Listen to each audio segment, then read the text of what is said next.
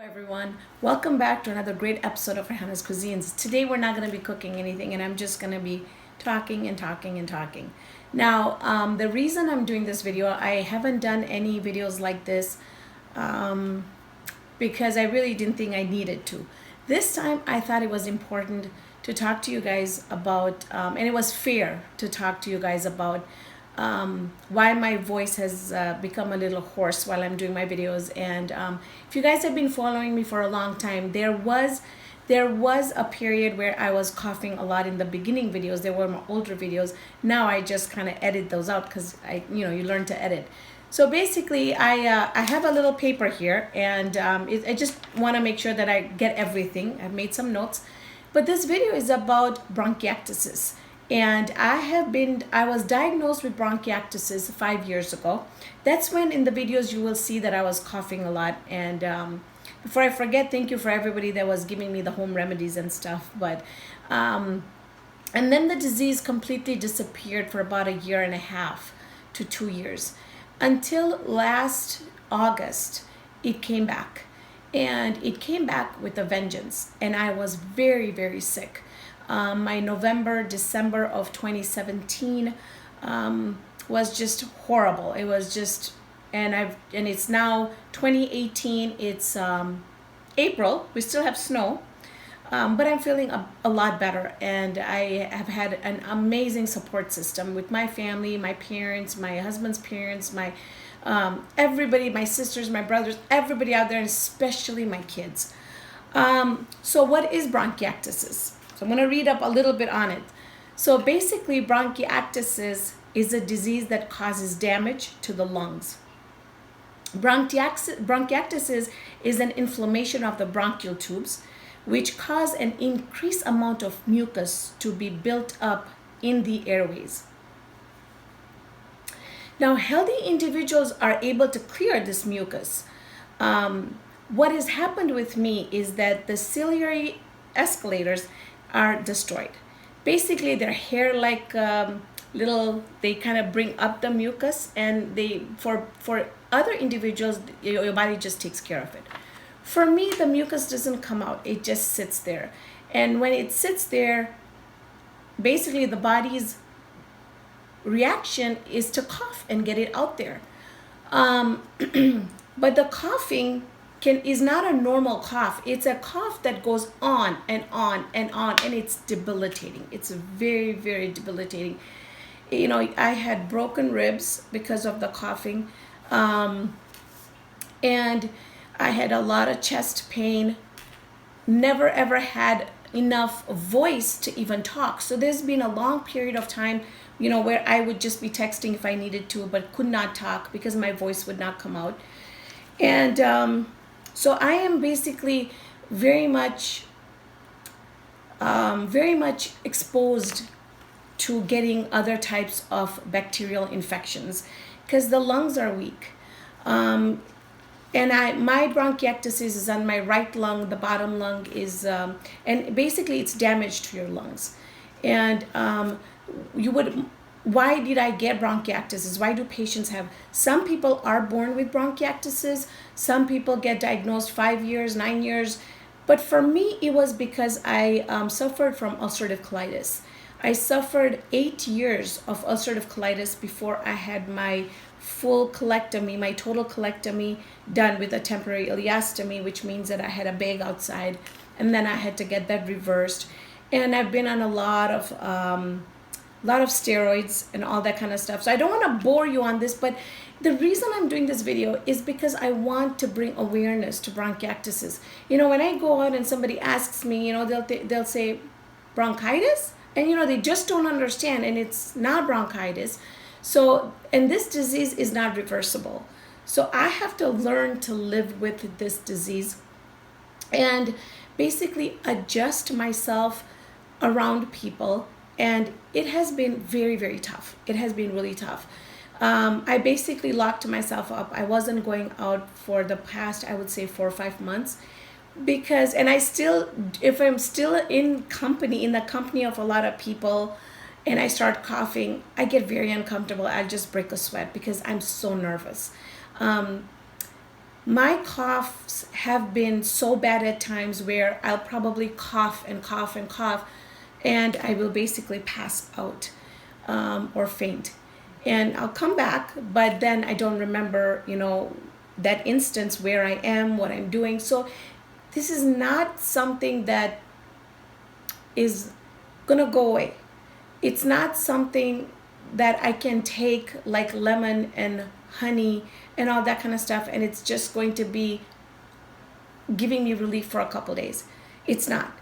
Um, the other thing that is very important that I wanted to bring up is also that um, patients with Crohn's and a lot of patients with ulcerative colitis, there's a my lung doctor was talking to me about it, and he said there's a chance of people that have ulcerative colitis have 80 to 85% chance of developing a lung disease. That does not just mean bronchiectasis, but it means that you could have cystic fibrosis. You could have you can get COPD. Why is it that we get this? So basically, what happens is when I had ulcerative colitis, my body had something that it was kind of targeting. It was targeting the bacteria. It was just targeting my colon. When I got the surgery done, it needed something else to attack, and the best thing for this disease to attack is the most vulnerable part of your body, and that is your lungs.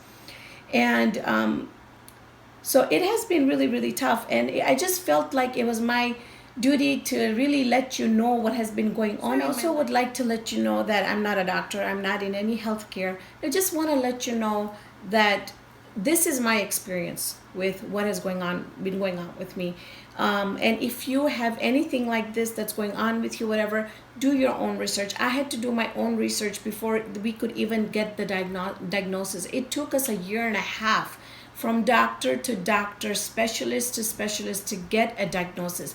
This is a pretty rare disease, and that's why I thought it was really important for me to do an awareness for bronchiectasis. The point I wanted to bring out is something that's really important to me, and that is when I've been going through this disease, people kind of around me will, be very quick to judge that I'm contagious, and they'll get really, really uncomfortable and stuff. So it's always a good idea to find out or talk to somebody, because maybe not a lot of people will be open about it, but some people are or will be very open, because we want to spread the awareness.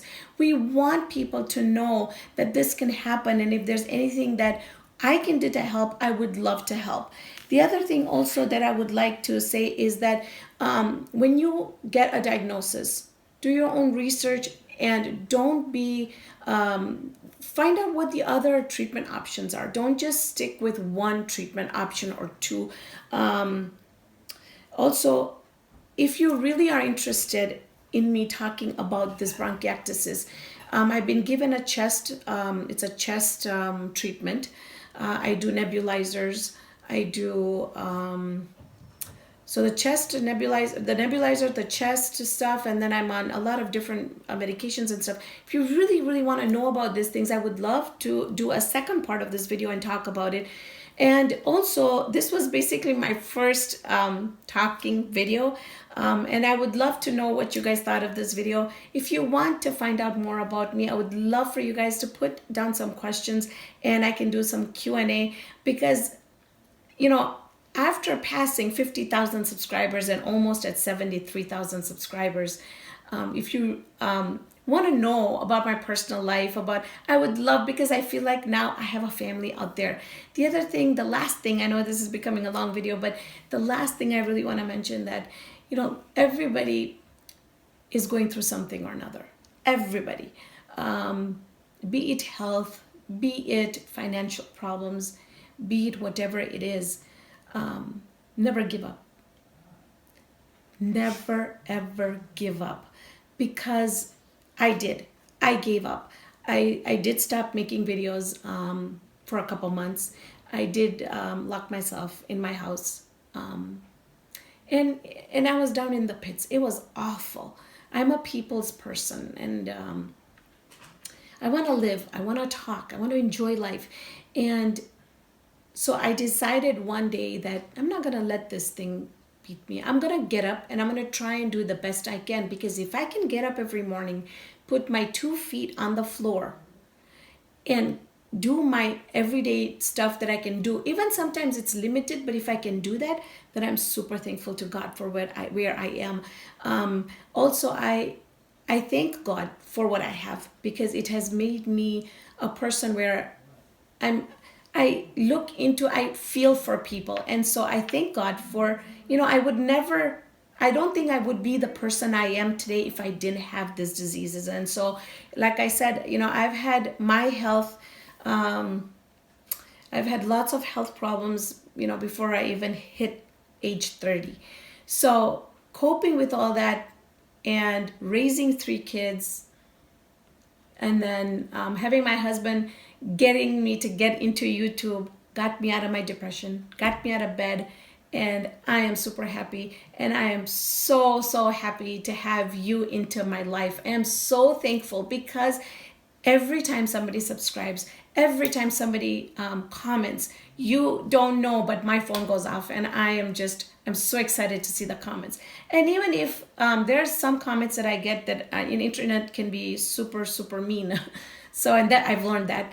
But it's the majority of the people that I'm getting so much love from you guys, and I can never ever thank you for this. Really, I am so happy at 73,000 subscribers. I feel like I have a family that I don't know of, and now I'm just gonna stop talking, because I think so. Thank you so much for taking the time to hear what has been going on in the background in my life, other than just the cooking videos. So make sure to please comment and let me know, what do you guys want to hear, what do you guys want to see. Thank you so much. I'll see you here next time with another great video.